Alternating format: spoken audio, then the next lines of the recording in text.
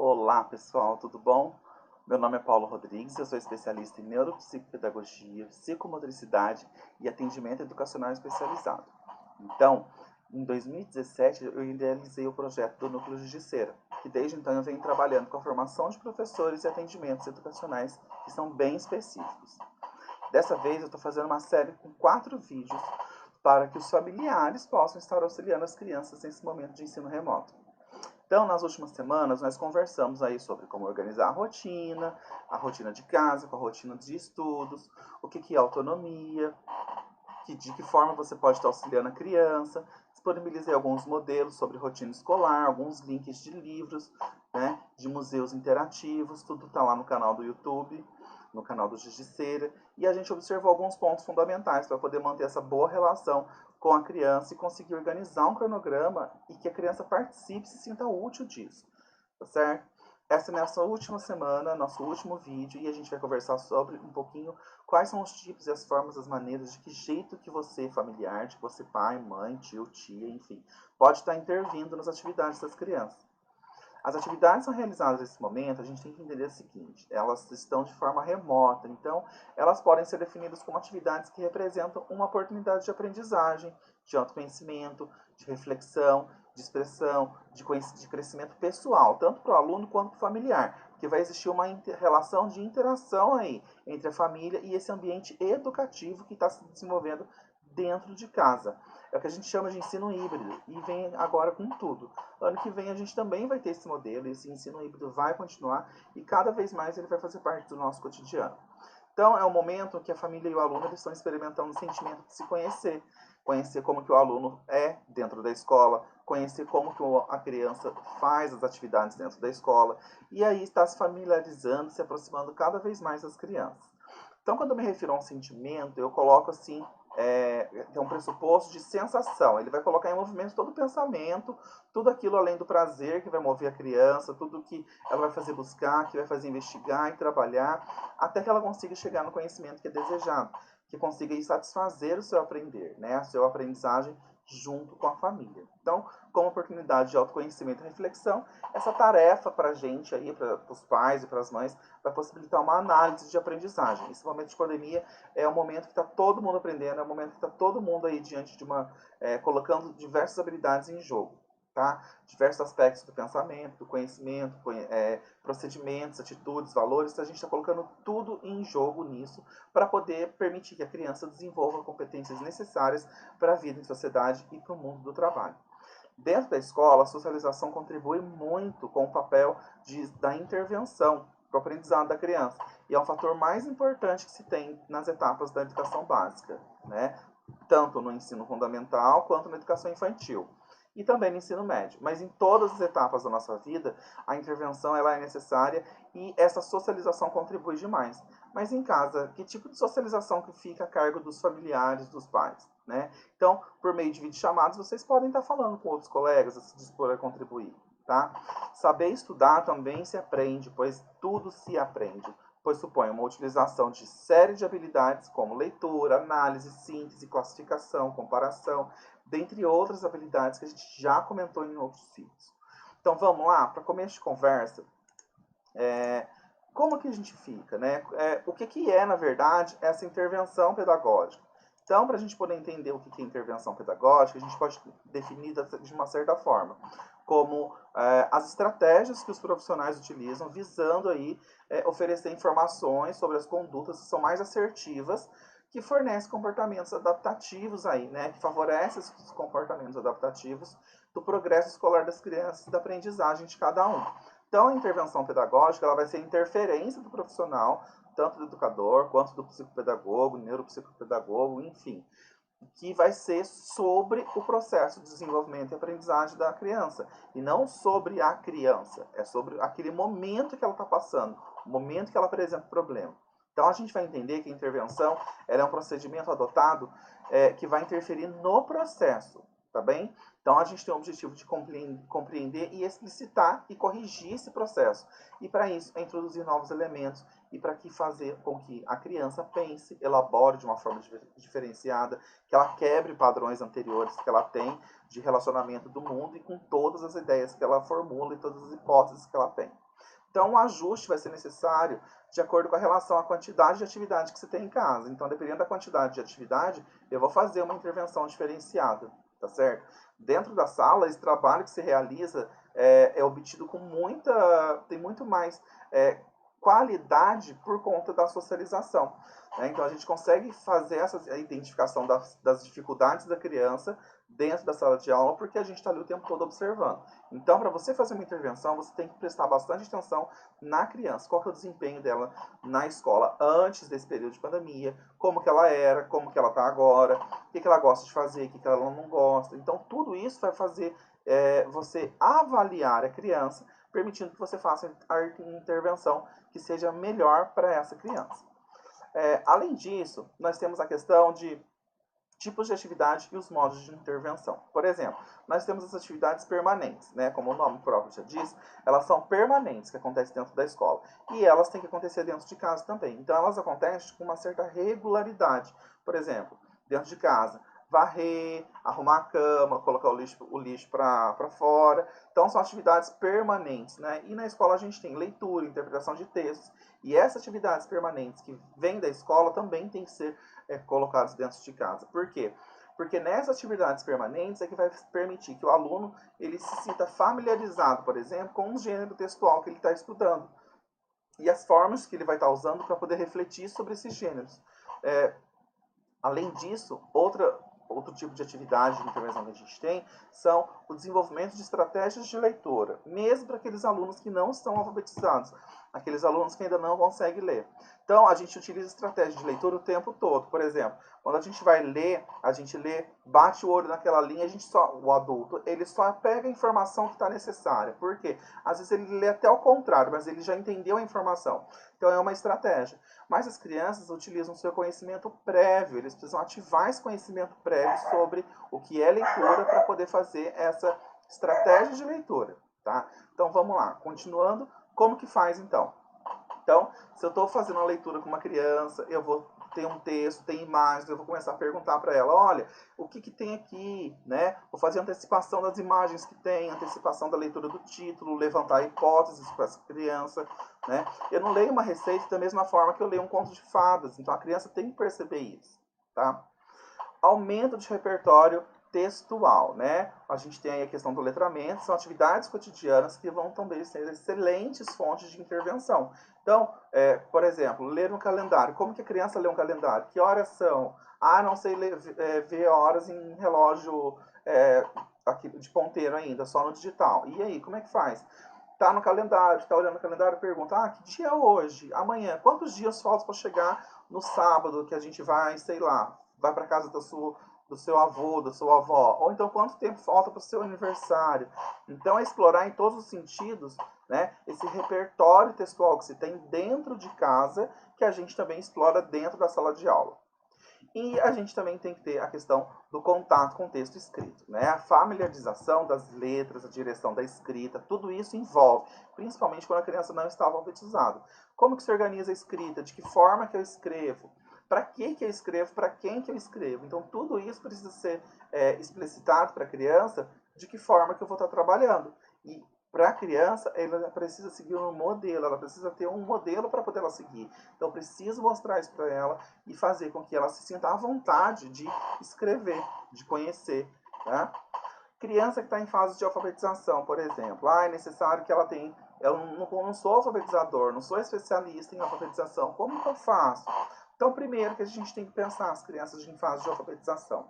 É necessário que ela reflita sobre as palavras, que ela reflita sobre as palavras que ela já conhece, que ela está familiarizada. Por exemplo, os nomes das pessoas, os nomes dos colegas, os nomes das pessoas da casa, tudo isso. Escrever listas com esses nomes, utilizar esses nomes como base para escrever novas palavras, né? Utilizar palavras de apoio, que a gente fala, que são essas palavras que elas já estão mais familiarizadas, né, para poder escrever novas palavras, manipular letras, manipular palavras, memorizar o alfabeto, identificar o nome de cada letra do alfabeto, isso é muito importante, realizar a comparação de palavras, a comparação de letras, decompor a palavra em pedaços. Então, a criança em fase de alfabetização, ela precisa de um contato muito grande com a leitura e com a escrita.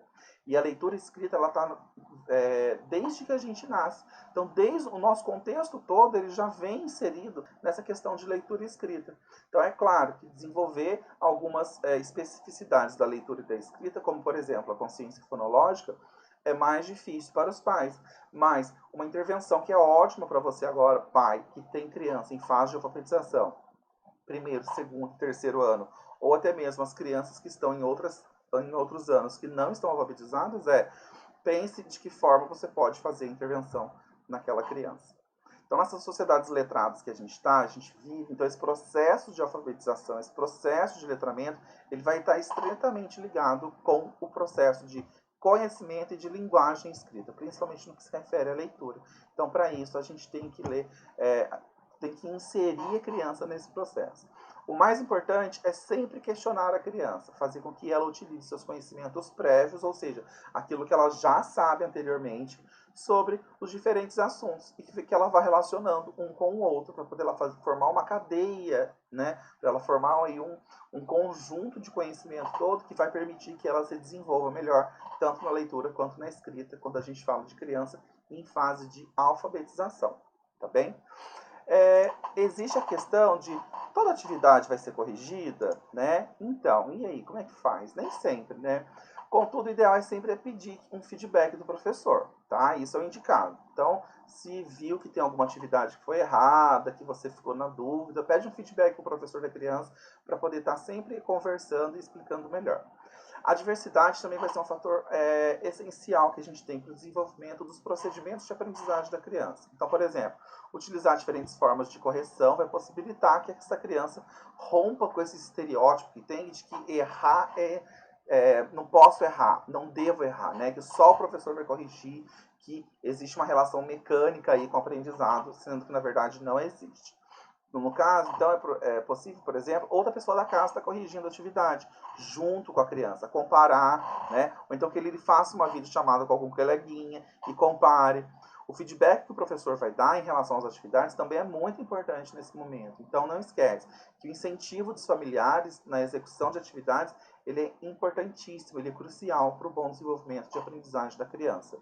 E lembra, evita ficar dizendo, isso está errado, isso aqui está errado, faz de novo. Por que está errado? Por que faz de novo? Então, quando na verdade você pode perguntar, o que você acha que você pode melhorar? Né? Reveja, perceba onde você pode melhorar. Outra coisa errada também que os pais falam na verdade, faz de qualquer jeito. Não é faça de qualquer jeito. É faça do melhor jeito que você conseguir. Olha a diferença de você estar incentivando a criança. Isso também é intervenção. Todo mundo acha que intervenção é só você estar ali o tempo todo em cima da criança. E na verdade não é. É fazer apontamentos aí que permitam que a criança reflita sobre esse erro, né? Que ela sabe que se ela não conseguir, que ela vai poder pedir ajuda. E esses apontamentos sobre o erro, até mesmo mostrando onde o erro está, vai permitir que a criança faça uma reflexão mais pontual sobre aquilo mesmo. Tá? Então, nesse momento de isolamento, o ideal é que a autocorreção, a criança faça essa autocorreção, que ela pare, reveja e veja o que ela fez na atividade para poder ela estar conseguindo melhorar. Para isso, né, elabora um roteiro aí, por exemplo, de análise, um gabarito para que a criança corrija a atividade. Eu peço para o professor mandar um gabarito, peço para o professor mandar as atividades corrigidas, nem que seja por foto também. Né? Eu sei que nesse momento, para nós professores, é bem corrido, mas alguns feedbacks a gente consegue dar, a gente consegue fazer com os alunos, identificando aí os possíveis erros que tem e sempre trabalhando. Faça da melhor forma possível, não faça de qualquer jeito. É isso que a gente tem que pensar. Não pode fazer as coisas de qualquer jeito. Tem que fazer da melhor forma que a gente consegue. E quando que eu executo a intervenção? Então toda atividade que vai ser feita, que vai ser mandada para casa, ela vai ser atribuída do aluno. É a atribuição do aluno, ele tem que fazer. O que os familiares podem e devem fazer nesse momento? Então, somente em relação a gente tem aí dois aspectos. Preparar o ambiente para realizar a atividade, né? E estabelecer uma rotina e os combinados de forma que forem solicitados junto com a criança, que foram combinados com a criança. Então essa postura vai ajudar a construir a autonomia da criança, como a gente já falou no vídeo passado, e é uma situação que o familiar ele vai supervisionar a atividade, caso, né, mudei aqui, caso necessário, complementando. Então lembra, a intervenção que o adulto deve realizar vai visar o quê? Auxiliar a criança a construir uma aprendizagem significativa e desenvolver essa autonomia. Então aí a gente tem estabelecimento de horários de rotina, que vai ser fundamental para estudo, né, para o desenvolvimento da criança. Então, vai organizar os afazeres que a criança tem, as atividades permanentes como sono, refeição, higiene, brincadeira, leitura. Tudo isso tem que ser pontual, tudo isso tem que ser visto como intervenção. Então é importante a gente definir para a criança um horário específico para cada coisa. Claro, lembra, eu falei lá no primeiro vídeo, essa rotina, esse cronograma, ele é flexível, ele não pode ser rígido e engessado. Então a gente tem que pensar o quê? Avaliar esse momento que a criança está, observar todo o contexto que a criança está, sempre lembrando que a criança ela vai demonstrar sinais de cansaço, ela vai demonstrar sinais de que a execução da tarefa é muito longa e tudo mais. Então, para isso é importante a gente pensar e ficar atento, por exemplo, em atividades que são extracurriculares. Aula de natação, aula de judô, aula disso, faz balé, faz aquilo outro. Então, tem que pensar muito nesse momento, né? O que não vai desgastar a criança. Toda criança precisa de um momento livre para poder brincar do que quiser, hora de sono, de tranquilidade, para poder comer adequadamente no seu tempo, tá certo? Então esse ambiente deve estar bem preparado, claro, e vai visar garantir um lugar adequado. A gente já falou sobre o ambiente, sobre essa hora de realizar tarefa, por exemplo. Eu não realizo tarefa junto, tomando café da manhã. Não dá para eu fazer duas coisas, desculpa, gente. Não dá para fazer duas coisas ao mesmo tempo. Né? Então, indicado, como a gente já falou nos outros vídeos, um local separado para a criança, organizado, sem ter interrupção, sem ter distração, sem ter circulação de pessoas o tempo todo. Né? A criança não pode ficar deitada no chão também fazendo a tarefa, porque não dá. Senta, põe um suporte para poder estar escrevendo se precisar, mas evita se adequar da melhor forma possível para poder estar realizando essa atividade. Tá? Lembra, existe uma diferença fundamental também, né, que eu sempre bato na tecla dos meus pais quando eu estou na escola, você auxiliar a criança é uma coisa, né? Agora, você realizar atividade para a criança é outra coisa completamente diferente, né? Você vai, por exemplo, quando você vai auxiliar, você vai relembrar ele, como que foi feito isso na escola? Ou então, quando você vai realizar para a criança, você dita para a criança. Como que eu escrevo gato? Põe aí G-A-T-O. Pronto, gato. A criança escreveu. Tá com a letrinha dela, mas não, a gente sabe, o professor conhece a criança. O professor sabe que a criança não sabe escrever gato. Não da forma convencional, né? Então, precisa aí a gente estar prestando bastante atenção em o que é ajudar, o que é intervenção e o que é fazer pela pessoa, o que é fazer pela criança. Se a criança questiona, por exemplo, o modo correto de escrever alguma coisa, você pode fazer uma intervenção, né? Pois foi a iniciativa dela, está pedindo esse auxílio. Então, ela fala, eu escrevi certo, né? A criança vai perguntar. Aí você pede, leia novamente, reveja. Caso seja um erro ortográfico, algo do tipo, dá um dicionário para ela, manda ela pesquisar na internet. Isso é uma boa intervenção, né? Desde que seja orientado esse modo de uso da internet também, tá bom? Nunca diga para a criança, como eu falei, faça do seu jeito, né? Isso é importante. Faça, né, da melhor forma possível, da melhor forma que você conseguir, tá? Se a criança disser que não quer fazer atividade, que já fez, tá, beleza, considera como se isso fosse uma afirmação, deixa quieto. Ela falou que fez, tá, beleza. Diante disso, você vai e manda uma mensagem para o professor, pergunta se realmente já foi realizado. Caso já tenha sido feito, parabeniza a criança pelo compromisso, né? E caso contrário, precisa ser tomada uma sanção, precisa ser tomada uma atitude para essa criança, para que ela se conscientize de que não adianta ela mentir quando os familiares acompanham realmente as atividades e estão em parceria com as escolas e com os professores. Então, o adulto pode enfatizar a importância da atividade como um compromisso da criança, conscientizando sobre essa responsabilidade, sobre essa importância de anotar tudo, de fazer o cronograma e seguir essa rotina que foi estabelecida junto com ela. Né? Lembra, coloca a responsabilidade para a criança. Olha, você fez junto comigo isso. tá? Se a criança solicita muito ajuda, por exemplo, fazer uma atividade, ela solicita o tempo todo ajuda.